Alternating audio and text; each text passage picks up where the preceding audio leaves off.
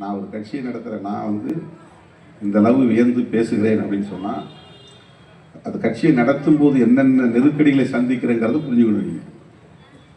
எவ்வளவு நெருக்கடிகளை எதிர்கொள்ள வேண்டியிருக்கிறது. அதனால தான் என்னால் இதெல்லாம் உணர முடியுது. இல்லைன்னா இது போகிற போக்கில் ஏதோ செய்கிறாரு, அவர் அமைச்சர், அவர் கையை நீட்டினா அவர் செய்வார், இவர் அப்படிலாம் கிடையாது. ஒரு கை நீட்டிட்டு அவருக்கு அப்படிலாம் வேலை செய்ய முடியாது. அவருக்கும் இடையில அப்படி ஒரு பாண்டிங் இருந்தால் தான் அந்த வேலை நடக்கும். அவர் கூப்பிட்டு ஒரு பையனை கூடிய இந்த கூட்டத்துக்கு நடத்து அப்படின்னு சொல்லிட்டு போயிட்டா வேலை நடக்காது.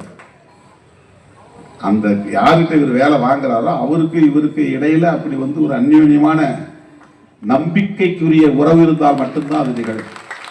அவருக்கு இவர் மேல நம்பிக்கை இருக்கு, இவருக்கு அவர் மேல நம்பிக்கை இருக்கு. அந்த ரிலேஷன்ஷிப்பை மெயின்டைன் பண்றதுக்கு பாருங்க, உறவை, அதுதான் லீடர்ஷிப்.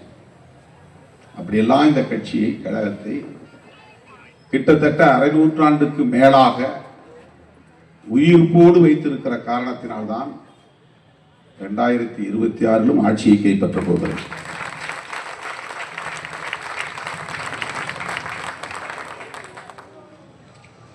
ஏன் நீங்க சொல்ல மாட்டேங்கிறீங்க அப்படின்னு என்ன கேட்பாங்க நிறைய பேர். ஏன் உங்களுக்கு இந்த ஆசை வரல அப்படின்னு. நானூறு ரவுடின்னு வடிவேல் வண்டியில ஏறுற மாதிரி நான் ஏற முடியாதுப்பா. ஏன் உயரம் எனக்கு தெரியும். என்னை வண்டியில் ஏற்றுன்னு வடிவேல் ஏறுற மாதிரி போய் நம்ம ஏற முடியாது. அப்படி சில பேர் ஏறிக்கிட்டு இருக்கிறாங்க. நானும் முதலமைச்சர், நான் தான் அடுத்த முதலமைச்சர், நான் வந்தா இதெல்லாம் செய்ய போறேன்னு முன்கூட்டி இது ஒரு வகையான மேனியா, இது ஒரு வகையான உல மனநோய். அதை கொஞ்சம் மாற்றி சொல்லலான்னு பார்த்தா அந்த கரெக்டாக சொல்றாரு.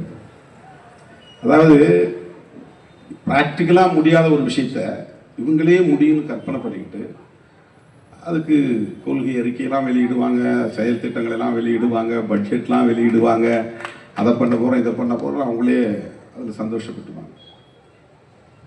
திமுக இவ்வளவு கட்டுக்கோப்பாக இருந்து எத்தனை தோல்விகளை சந்தித்திருக்கிறது.